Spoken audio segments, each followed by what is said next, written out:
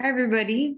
I wanted to talk today about how manifestation is a backwards game. Until now, you have been doing it wrong.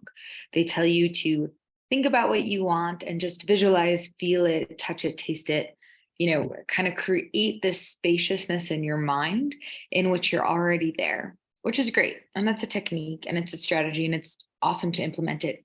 But what it's not focusing on is creating a paradigm in which you have to take action.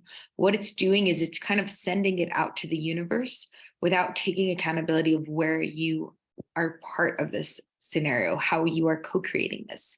What needs to happen in order to create the reality that you want is you need to take action. You need to claim it.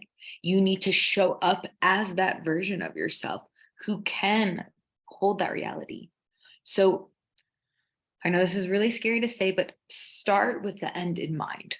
Start with the goal. If the goal is to have a house and a home and family, start with that. Feel into what year that would feel like. Is that 2 years from now? Is that 8 years from now? Is that 6 years from now? Start with that in mind. If the goal is to have a Thanksgiving with all of your friends, you know when that is. Is that this year? Is that next year? Is that in 3 years from now? Feel into when you'd like that to happen by. Once you have that of what it is, the clarity of what it is that you're looking for, and around the timeline of when you would like it, again, it can give and take a year or two. We're not in charge as much as we think we are. We're not in charge. Put a rough estimate on it.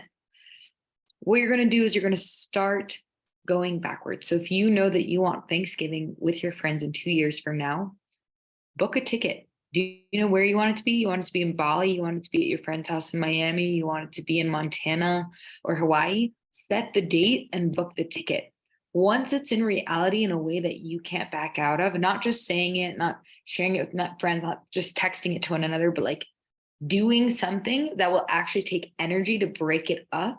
So booking a ticket, it takes energy to cancel the ticket or reschedule it. You'll lose money. If let's say it's becoming a leader, like teach a class, create a class that you're going to teach online, put it out, create the Zoom link for it, put out the marketing for it. Once you do that, once it's out in reality, it's much harder to back out of it. It's much harder not to show up as the person that you need to become in order to hold that new reality, as opposed to just visualizing it. You never have to take the steps. You never actually have to do the personal development to hold that new reality. When you start backwards and stake your claim in it, like literally put a stake, put your name in it, put your money on it, put your life on it. When you do that, it becomes inevitable because then it becomes really clear. Let's say if you have that ticket booked for your dream vacation, March 25th, between now and then, you're working on it. You have that in mind. You know that you're making decisions towards it and you're making decisions not towards it, as in you're saving money for it. You're not necessarily going to the movies anymore. You're not necessarily just going out on a whim for weekends because you know that that vacation's already coming up. So it's really important to stake your claim into it and then break it down of, okay, like my ticket is now booked for March 25th. What needs to happen between now and then? I need to pack my bag. I need to save up money. I need to tell work that I'm taking vacation. I need to decide who I want to go with, if I want to go alone. And if I want to go alone, maybe I got to work on myself. Maybe I'm scared. Maybe I'm somebody who has anxiety. So I have to actually go through the process of moving that through. Another big thing is we really want the reality that we visualize because we know on a soul level that that is going to be where our development is. So get rid of this idea of you need to be ready or you'll become the person you'll become the perfect wife and then your husband will come in. That's not what's going to happen. Or you'll become the fancy schmancy CEO and then your business will just show up and hand itself to you. You actually have to make steps towards it and also know that it meeting you will be the crucible as well. So just going back to that vacation example, if you're somebody who is going to solo travel and you have anxiety around that, guess what? You're not going to clear out all the anxiety and then just get on that plane feeling free and liberated. You're going to have to feel the fear. You're going to actually have to move through the anxiety. You're going to have really scary moments on the trip too, or maybe you lose your hotel key, or your Google Maps don't work anymore and you have to talk to a stranger, God forbid, and ask them directions. Like, you will have those moments, and that's going to build the muscles inside of you as well. Don't spend so much time just talking, visualizing, thinking about it. Like, there's a point in which you just have to take action and trust that the action is designed to create within you the person you're meant to become. So when you find yourself talking about something, if you're talking about something more than 4 times and you haven't yet taken action on it, that means you're not going to do it.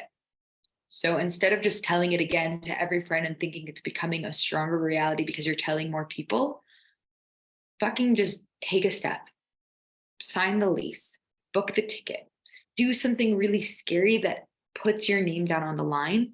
And this is also the invitation for you to respect yourself, respect your decisions, respect your name.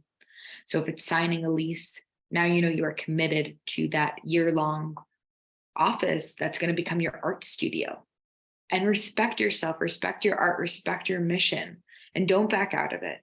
Show up, work through the fear. I promise you, it's a gift to work through it and to let it move through you. If you're going on that solo vacation, be scared, be unsure, show up, be wobbly. Don't have the best trip ever. Maybe have an okay trip. Maybe see where your edges are. Maybe have highs and lows. It's a good thing. It's a really good thing. You're alive. So go and take your stake your claim into the future. Between now and that point, do everything you can in your power to prep, but also don't push it off. If you're not ready, go ahead and just allow yourself to be in the unreadiness. Allow the rawness or the vulnerability of your unreadiness to play catch up once you're there.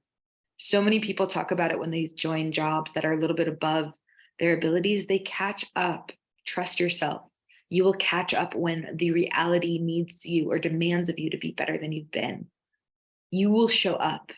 You're never ready to be a parent. Having the child brings out your parenting, the parent within you. You're never ready to be in a relationship. Being in a relationship brings out the partner within you. It shows you exactly where you need to work on. So trust that being a little bit inept, it's a blessing. And please, please, please take yourself out of your comfort zones, because that's the best way to miss out on what life has to offer. Anyways, hope you all have a great day and a great week. And if you are looking for more support, I work with people one-on-one as well as in groups to really get clear on who you are, what your mission is, and what's been stopping you until now. And we work energetically and spiritually to move those blocks, as well as just have you fucking take a step forward, because that's really what you need. So if you're looking for that extra support, I'm here. My contact is in the comments.